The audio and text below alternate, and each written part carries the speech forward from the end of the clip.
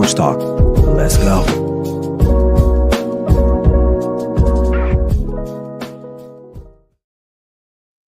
What up? What up? How's everybody doing? It's me, your boy Ryan Flowers, aka Clutch Sports Talk, in the house. It's Tuesday, man.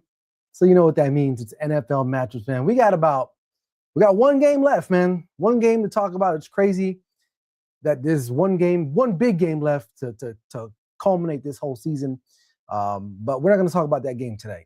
We're going to talk about a couple other things. I want to talk about Sean Payton and his mismanagement of that game on Sunday against the New England Patriots. I'll share my thoughts on that. Sam Darnold on his redemption tour. I have to give him some credit, man. I gotta apologize. So I'll eat some crow here in the next couple minutes, but we'll talk about him. And then finally, what the hell were the Pittsburgh Steelers thinking about when they hired Mike McCarthy? Some people think it's a good hire. Some people don't. I'm in the majority that think it's not a great hire. So I'll share my thoughts on that. And of course, we're going to be talking about anything else that happens in the chat section, in the comments, or anything that comes up to my mind pertaining to the National Football League. So if you love NFL action, then you are in the right place at the right time. This is NFL Matchups with me, Ryan Flowers. Let's get things popping. Let's go. We're going to be here all day, baby. I like this kind of party. Baby.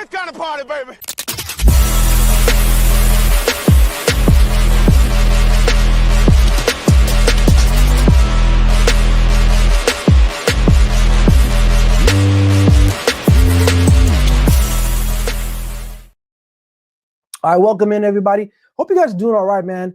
If it's your first time watching, appreciate you, man. Make sure if you haven't already, subscribe to the YouTube channel. You see that there below. Also, hit me up on the Grid Network as well as on TikTok and Instagram. I'm actually streaming live on TikTok right now. So if you're one of the people watching on TikTok, man, drop a follow, drop a like and a share. Also, if you're watching on YouTube and Facebook, man, also drop a comment. Let me know what you guys are up to and your week is going all right so far. But lots to get into as usual, man. Again, like I said before the top of the show, this is it. Like, it's come down to one game. Seattle Seahawks versus New England Patriots to decide it all. But we're not going to talk about that today. I know we usually talk about the matchups going into the week of that game, but guess what? There's no matchup this week, right? So we'll have plenty of time to talk about that, especially next week as we get ready for this actual Super Bowl. But today, I want to talk about Sean Payton, Sam Darnold, and Mike McCarthy hire in Pittsburgh because why not? It's NFL matchup. So let's just get straight into it. So recapping the game between the New England Patriots and the Denver Broncos, the Patriots prevailed 10-7 in one of the most strangest games I've ever seen from a weather standpoint. It's funny how that game began. It was very picturesque. The grass was looking green. Yeah, it was cold. It's Denver, of course, right? But as the game progressed, you didn't see the field anymore. Like the commentators had a hard time. Jim Nantz and Tony Romo had a hard time trying to locate the football on the field. Just a wild game. If people that listen to me that I was mentioning to people, you need to take the under in that game. You know what I'm saying? So, and I was right. They came in well under that. I think the over under was like 42 or 43, something crazy like that, which is I don't mind boggling to me when you have a guy that's haven't started in 2 years and going against a team that had to travel on the road. And don't get me wrong, the Patriots have a pretty good offense, I would say, but the Denver's defense was pretty good, and you factor in the weather. But that's neither here or there. I'm here to talk about Sean Payton and the decision to go for it on 4th and 1 instead of taking the points. In the end, it ended up costing. Now, there's a bunch of other things that maybe factored into that game. But I don't get it, man. Like I'm watching these games from week to week, and it seems like more often than not now these coaches are starting to forego the 4th down. They're going for it instead of maybe taking the points, right?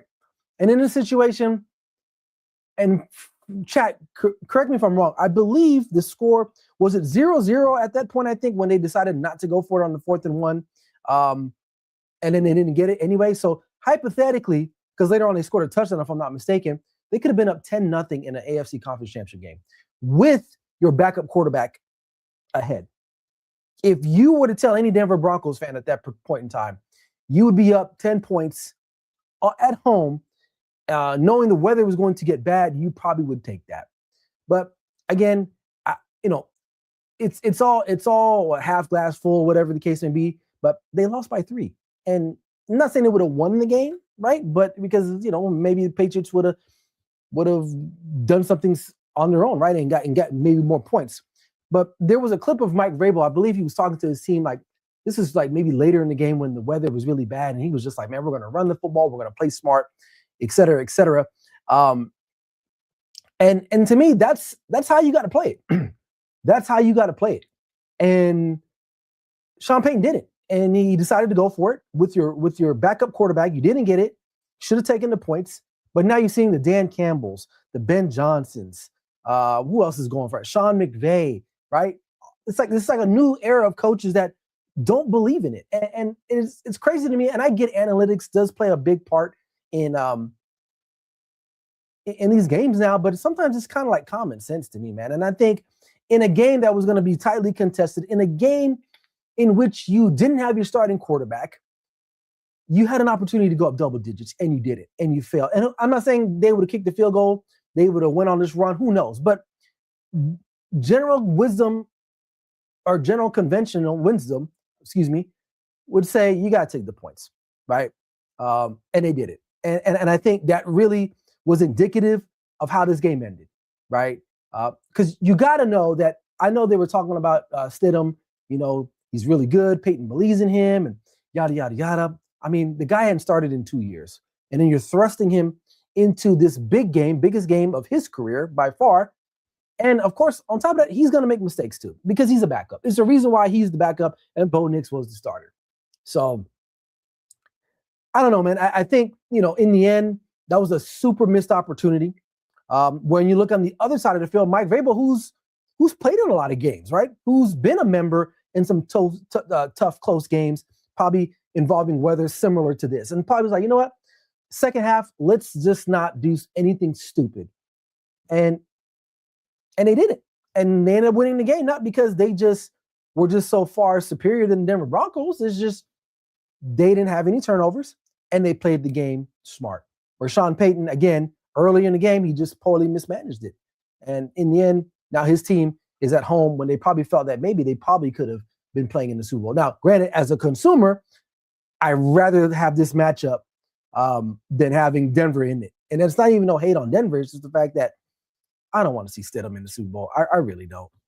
Appreciate everyone in the likes or in the chat here on TikTok, man. Make sure you guys get those likes up. Got a comment here from Ben. He says, blame Dan Campbell for coaches going for fourth down. Yeah, exactly. And look where that's gotten them. It's like they don't learn this stuff. Analytics will tell you if you do that dumb shit, you're going to end up losing the game. And there was really no reason to do it. Like, it was early in the game. You literally took points off the board. And on top of that, the play selection, I believe it was like a pass. Like, this is your backup quarterback. You better hand that damn football off and get a yard. And they didn't do that. So a lot of overthinking, just situational awareness just is not great. And it's funny because Sean Payton is a Super Bowl winning coach. He's coached a lot of big games, and you would just think like that would take over. And but it didn't. It didn't. And so it's not all on him, but there was an opportunity there. Like I said a couple minutes ago, if you were to tell me the Denver Broncos would have been up 10-0 at home with your backup quarterback, you're probably going to take that. You're probably going to take that. And they didn't. And they ended up losing. And it really didn't boil down to talent. It just, they made more mistakes. Right? The coaching mistake, you got that weird backwards pass thing that Stidham was trying to do, and that ended up costing them the moment and in reality, the game. So what can you do? What can you do? So they had a great season, number 1 seed. Can't say you'll be back because it's hard to do that. There's not a lot of teams running around like the Patriots or the Chiefs that are just perennial at this thing. We'll see. We'll see. A lot's going to be said going into the offseason and next year, what the Denver Broncos will do and how they bounce back. So we'll just have to wait and see. All right. Let's talk about Sam Darnold, man. I got to apologize to him. I've been shitting on him all year. I ain't gonna lie, man. I mean, listen, I like Seattle as a team. I like Seattle as a team. I thought they were one of the most complete teams. Now, I did pick the Rams to win, and it was a good game. And And me picking the Rams it doesn't say that I don't like the Seahawks. I just thought the Rams were going to outlast them. Quarterback play, yada, yada, yada. But shout out to Sam Darnold, man. I got to give my props where props to do. He played really well. He looked like an elite superstar. Now, I'm not going to call him like he's the next elite quarterback, but he looked elite for that night, at least for sure. Like, we've seen glimpses of him do that. He protected the football. He made really great throws. The play calling was excellent. Now, both defenses were pretty shit, but hey, that's not his fault. Like, he's got to do what he's got to do, and he did a great job. So, for all the shit I've talked about Sam Darnold not getting it done, if it's a big game, he's gonna choke. He didn't, man. He stepped up big time, and now he's gonna be playing for a Vince Lombardi Trophy here in the next couple weeks or so. So, shout out to him. And it is a nice story because it's a little bit of redemption, right? When he was drafted by the Jets, I believe, what was it, 2017, 2018, something like that. Has it been that long? I'm tripping. Is it 2017? One of those years. I forget. He went to the Jets. It didn't really pan out. I mean, granted, it doesn't really pan out for anybody that plays for that organization, unfortunately, especially the quarterback position. Bounced around, went to Carolina, didn't work out there. He sat in San Francisco. He got to listen and listen to Kyle Shanahan and go through that. Then he goes to Minnesota, has the great 1 year. And then he gets the contract in Seattle. And shout out to Seattle for trusting that. Like, in their gut, they were like, we're going to pay this guy. We're going to pay this guy. And shit, they're in the Super Bowl. It looks like money spent well, or money well spent.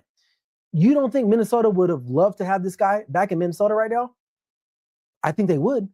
I think they definitely would. So, it just goes to show that, especially in the National Football League or just in life, man, it doesn't matter where you start. It's how you finish. It's how you get back off the mat. And Sam Darnold is a testament to that. And I think his time in San Francisco really helped him mature and to become the quarterback that I think a lot of us saw in him when he came out of USC. And it also just goes to show when you go to a shit organization or a shit situation in your life and you're surrounded by toxicity or incompetent people, it's hard to overcome those things. And it doesn't mean that you're not going to be successful. It's just that some things you just can't overcome. And he aligned himself with really good organizations in San Francisco, even Minnesota, and then finally Seattle, a team that has a winning culture, and look where they are today. And to me, that is the epitome of growth. And so shout out to him. Shout out to him, what he was able to endure, especially in New York. And maybe some of the stuff that he learned in New York helped change him too. Even though it was a lot of negativity, didn't have the support that he needed. But he's, the job's not done yet, as Kobe would say, job not done. Job not done. You have a formidable team, which we'll talk about that matchup next week. I won't get into that too much tonight, but shout out to him. So what do you guys think, man? Is it fair to say in the comment section, is Sam Darnold an elite quarterback? Now, I know I've gone on social media. I've seen people calling him elite. I am not ready to say he's elite yet, but this is 2 years. Well, this is his first year now, really, as a starting quarterback that he really was pretty clutch in one of the biggest games. I thought the biggest game of his career. The only other big game that I can remember him playing in of a certain magnitude was against Penn State in that Rose Bowl. I believe it was his last year at USC. You go and throw that tape on. The throws that he made in that game, it was like me watching that again on Sunday night when he was playing the Rams. I mean, Matthew Stafford played his ass off too, and they were just going back at it, throw for throw for throw. Okay? Now, I'll talk about the game here in itself. I mean, listen. The Rams, at the end of the day, they fell because a part of it was the special teams. And to me, that muffed fumble that resulted in a touchdown later on was kind of the difference, because it kind of gave Seattle just a little bit of a bump that the Rams needed to overcome. And they just ran out of time at the end of the day because their defense wasn't stopping them and Seattle's defense wasn't stopping the Rams. Now I know the Rams have been plagued with special teams problems throughout the season. I believe they fired their special teams coach like halfway through the year. For those who don't think special teams is not important, and I hate to say this, but you don't really understand football, because special teams is a very vital point in this game, right? You look at Seattle, flip side of them, of the Rams. Special teams is legit. Block field goals, punt return for touchdowns, right? It matters. You pick up a guy like, what's his name? Rashid Shaheed, is that his name? He's a weapon. He's a weapon in the game. You know, and you know the Rams. A lot will. Someone asked me, "What do you think about the Rams next year?" It depends on the quarterback, right? If Matthew Stafford gives it one more go, then I will say that they have a chance. I mean, listen, Puka Nacua is a stud, and Seattle didn't even have an answer for him. One of the most vaunted defenses in the National Football League had no answer for Puka Nacua. I think he had over 140-something yards, a touchdown, if I'm not mistaken, right? Matthew Stafford was wheeling and dealing out there on Sunday, but they just fell short. The mistakes.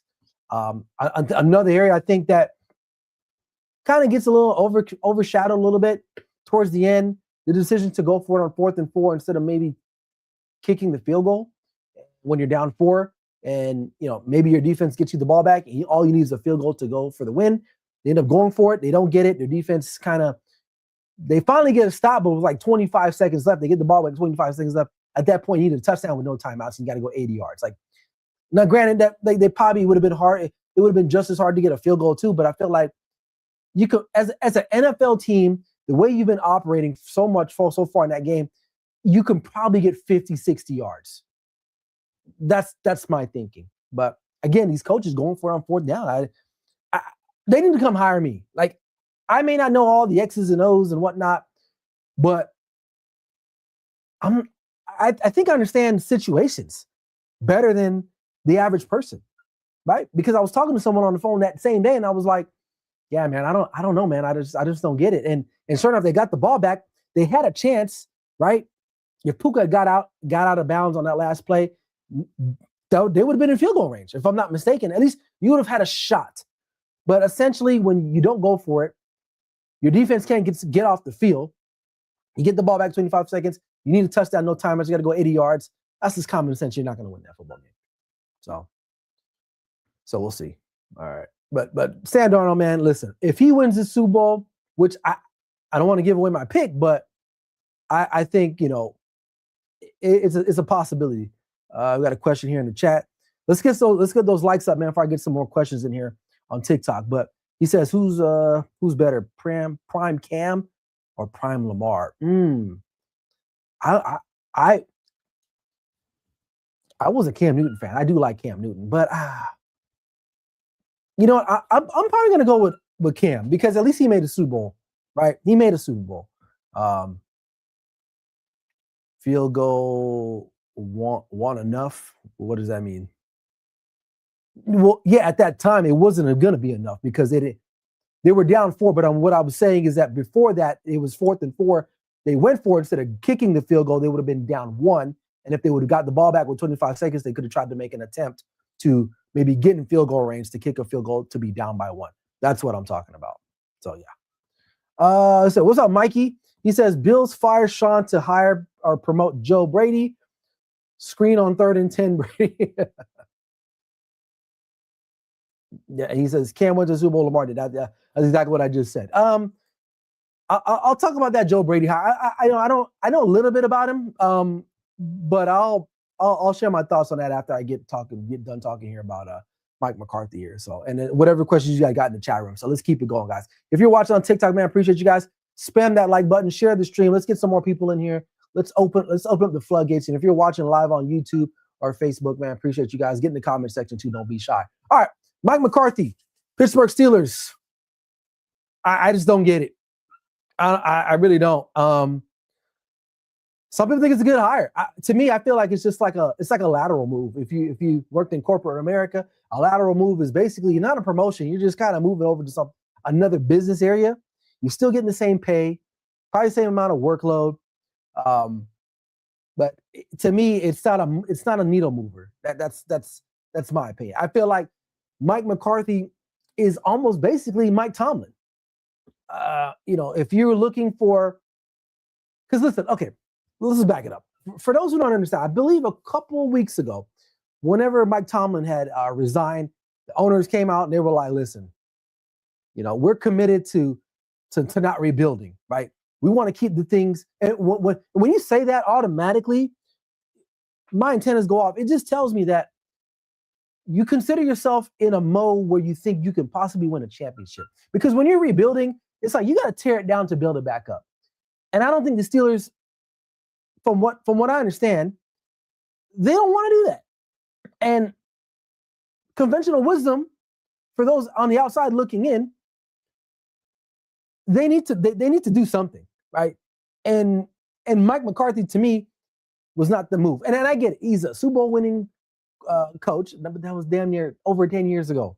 Okay, he has some, and I'm a Cowboys fan. He had a decent stint with the Cowboys, right? But he couldn't get it going in the playoffs. The Cowboys, I believe, won the division twice when he was there. I think they made the playoffs more often than not when he was there, especially when the years if Dak wasn't hurt. So Lexington, I'll get to your question, man, but let's get the likes up going here. But Mike McCarthy, I don't know. He just feels like a 8, 9, 10 win coach. And I think if you're Pittsburgh, that's kind of what you've been doing anyway. And so for me, it goes back to the whole rebuilding. It's like I feel like they panicked. And number two, I think it was just a safe move. They didn't want to go out there and risk it on some young coordinator, some young hot shot. They were like, you know what? We'll get the guy that he's been around the block, because that's what we like in Pittsburgh. We're not looking to rebuild. And you look at the situation with Mike Tomlin when he was hired. I know some of you are not even old enough to remember this, because some of you guys are still probably drinking Similac when Mike Tomlin was first unveiled as the head coach. He was a young, upstart kind of coach, right? But Mike Tomlin took over a really good roster, okay? It's not what Mike McCarthy's getting now, right? For starters, the quarterback situation. Even if it's Aaron Rodgers, do Pittsburgh Steelers fans really want to see that ran back again? I mean, honestly, is that something that you guys want to see? Because I sure don't. Aaron Rodgers is not. He needs to retire. Simple as that. Mike Tomlin took over. He got Ben Roethlisberger, right? A young Ben Roethlisberger. Mike McCarthy's coming in and is probably going to get Mason Rudolph, for Christ's sakes. To me, that's not. And then you look at the rest of the roster. It's aging. You got some old contracts. T.J. Watt, hell of a player, first ballot Hall of Famer. But he's hurt. He's older. He don't have the same juice. Cameron Hayward, again. They invested money in DK Metcalf. I don't think he's a number one. So what exactly do you think? What does Mike McCarthy bring? For those Mike McCarthy fans, what did he bring to the table that Mike Tomlin didn't? I guess that's really, really the question we probably should be asking. Because I like Mike Tomlin. And I know Steeler fans, they hated on him. But guess what? You basically ran him out of town because he resigned. He was like, I'm good. He probably sat back and was like, this roster sucks. I can probably go to TV, make a shit ton of money, and then maybe come back a year from now and see what's available. Maybe there's a better situation with a quarterback that I can come in and do my thing with. Because at the end of the day, this has nothing to do with the coaching. Every time the Steelers have been relevant, it's why? Because they've had a quarterback. They've only had 3 coaches now 4, but prior to my brother, 3 coaches. Chuck Knox, who did he have as quarterback for the older generation? Terry Bradshaw, right? Terry Bradshaw. Bill Cowher. Now, he had a couple of guys, but when he won a Super Bowl, who did he win it with? Ben Roethlisberger, another Hall of Famer. Mike Tomlin takes over. Good roster. He won the Super Bowl with who? Ben Roethlisberger. And then for years, they've kind of been like, to me, the Pittsburgh Steelers are like the Israelites and Moses. They've just been wandering the desert, wandering for all these years. They're free, right? They don't have to worry about Ramses anymore, right? But they never get to the land of milk and honey until like years later, okay? And the land of milk and honey is finding a quarterback, and they still don't even have that. They thought bringing Aaron Rodgers would be great.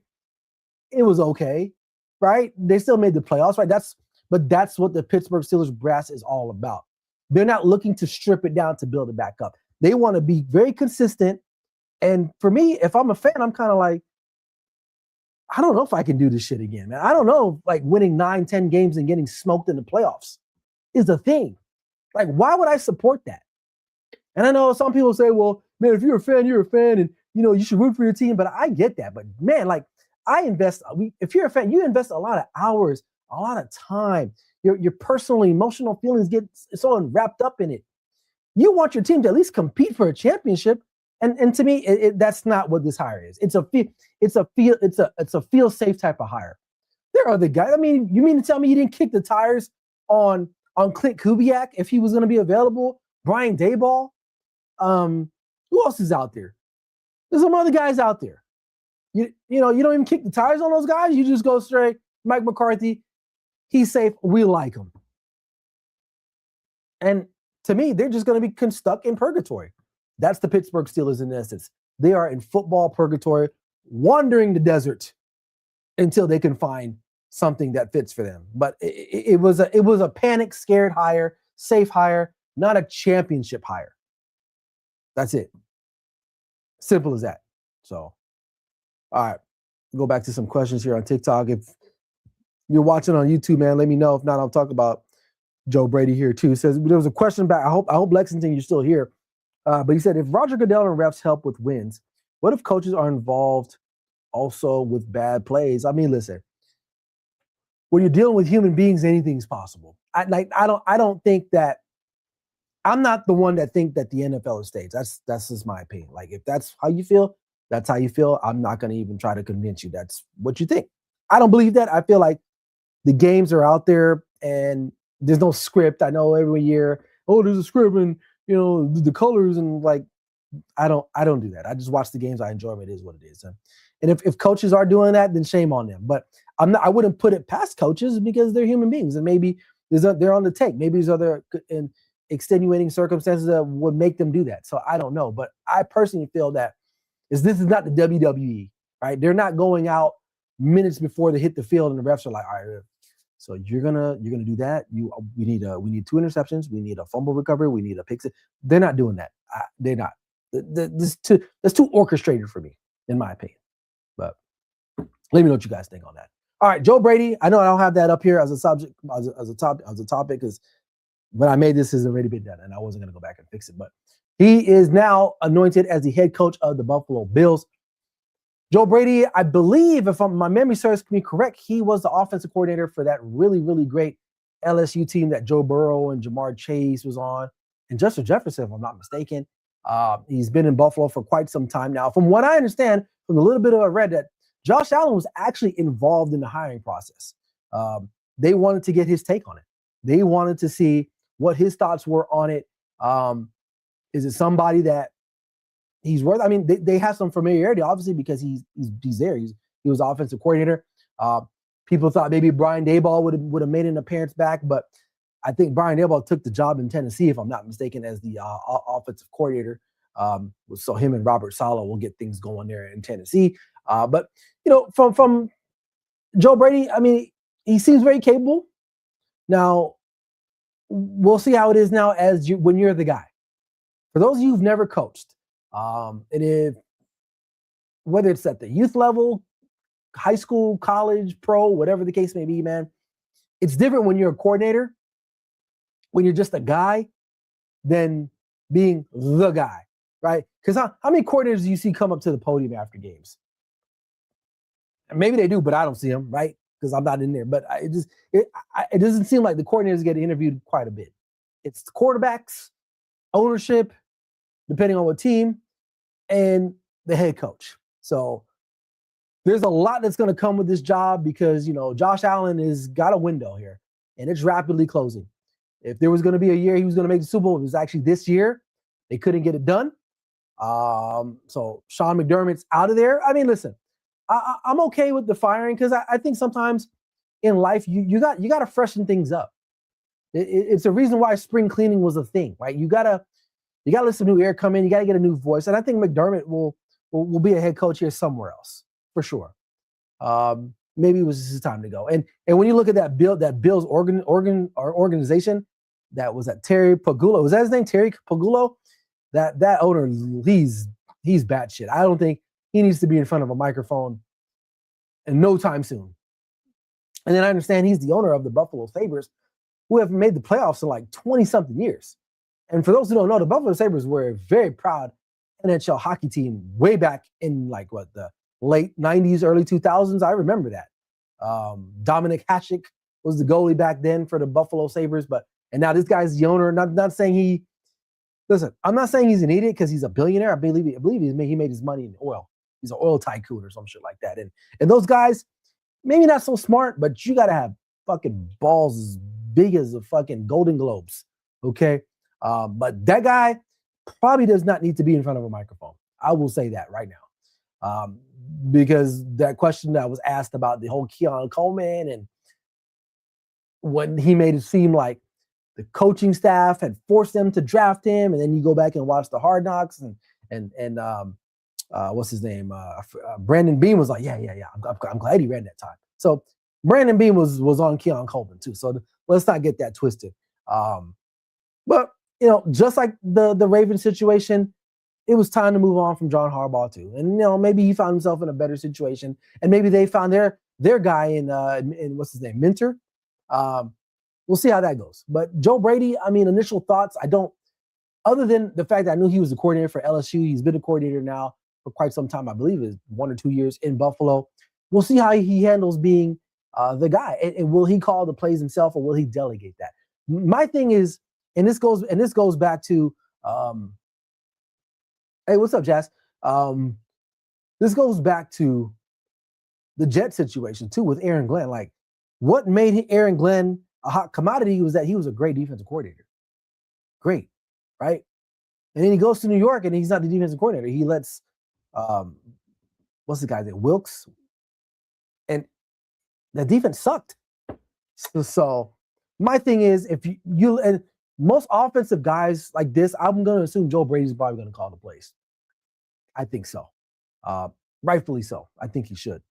Because that's what makes you you.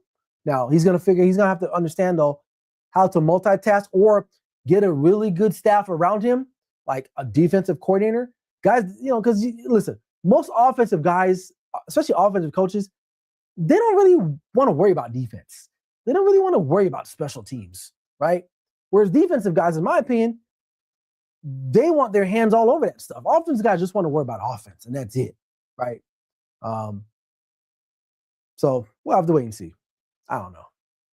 So, but is it a good hire? I don't know. I don't know how much due diligence they went out and did. I mean, I don't think has Mike Tomlin even interviewed for any job. I think Mike Tomlin's just chilling. He resigned. He's like, I'm cool, man. I know I can get a gig if I want one. But Clint Kubiak definitely is gonna have some interest after this game. Next week Sunday, the offensive coordinator for the Seattle Seahawks. So we'll see, because you still got the Raiders job available. You still got my Miami hired their guy, the Browns, which I don't even think anybody wants to go to Cleveland at this point. So I think the Raiders are a little bit more appetizing than the Cleveland Browns. So Steelers got their guy, Falcons got their guy. Really, I think it's just the Browns and the Raiders. Correct me if I'm wrong, chat. Is there what other jobs are vacant right now? I can't think off the top of my head. So Giants got their guy. Arizona. Arizona hasn't hired a coach, and I don't think anybody wants to go there either. So to me, the Raiders probably the best bet right now at this point. You got the number 1 pick. You'll have some cash. You'll have Tom Brady somewhere in the organization versus the Browns. And let's be real, the Browns really ain't that good. So speaking of the Browns, and I'll wrap up the conversation here on YouTube, and I'll switch over to TikTok. What are you guys' thoughts on Shedeur Sanders making the Pro Bowl? I for one think it's a joke. And not because he made the Pro Bowl. I think the Pro Bowl has been a joke for quite some time now. The transition from the tackle game to this flag game is, I don't know. It's weird. And then this guy, he makes his Pro Bowl. Like, 7 touchdowns, 10 interceptions. And he makes a Pro Bowl? And I get he's a replacement, but if you got to go that far down to find a replacement, then you know what, man? The game don't even need to be played at that point. This reminds me of a couple years ago, too, when Tyler Huntley, Snoop Huntley, who was with the Ravens then, he was a replacement quarterback in the Pro Bowl. And just, I don't know, man. I feel like just get rid of the game, period. The Pro Bowl just sucks. I used to love watching it growing up when they played it in the Aloha Stadium, and the guys, you know, I mean, they weren't going all out, but I mean, they would tackle each other. It was fun, you know. I'll never forget the Sean Taylor. He blasted that punter, you know, and but they switched the flag, and it's just I don't know, man. I don't want to sound like this. Like, I mean, I'm 42, and I don't want to sound like this old man. Get off my grass, but I feel like, what are we doing? Even I mean, to me, the only meaningful, and I really don't watch a lot of hockey All-Star, but I feel like baseball is probably still like a palatable All-Star game. And correct me if I'm wrong. I mean, maybe I'm tripping. I don't know. But the way it's going right now, the NFL just needs to really just say, we're not doing it. We're just going to say, this is the Pro Bowl list, and that's that. And, or play the game after. Why does it got to be before the Super Bowl? Like, but I think guys now, they're like, it's kind of like a hassle to them. They're like, I don't want to do this shit. We're not even going to Hawaii anymore. We're going to like I don't know, where's it being played this year? I don't even know where it's being played, to be honest with you. You know, they did it in Vegas once. Maybe that's a good spot, but I don't know. I think it's garbage. And it's no offense to Shador, because, I mean, listen, I think he can play in the National Football League. Is he this like, oh my God, a generational talent? No, I don't think so. And other people will say I'm hating on him because he's a black man and blah, blah, blah, blah, whatever. You know, they want to throw race into this shit. But he's not a Pro Bowler, folks. And if you as a person thinks that he is a Pro Bowler, then honestly, we can't even have a conversation. It's not even worth my time talking about it, because you're gone. You're gone. And I'll just leave it at that, respectfully. If you think he's a Pro Bowler, my God, I really, really, really don't understand that. So we'll have to wait and see. All right, man. Well, that's the show here on YouTube, man. I'm going to transition over to TikTok. So if you guys want to check me out there, for those that are in TikTok, man, appreciate you guys, man. Let's keep the likes going, man. I'm stuck at 1.9K. Let's get over 2,000, man. Let's keep it going. Maybe the more likes, I'll stay on. We'll chat some more football. But other than that, man, I will be back the week of Super Bowl. I'm going to take next week off. So no NFL matchups next week unless I hop on TikTok. So we'll take the week off. We'll come back the week of Super Bowl. We'll break down the game and see whatever else is popping off from between now and then. And we'll get things back on track for the final game of the year. So that's it. So other than that, man, appreciate you guys for hopping on here. Like I would say, man, this is your boy Ryan Flowers, a.k.a. Clutch Sports Talk. Never settle till the work is done. I'll see you guys. Peace. Clutch Sports Talk. Let's go.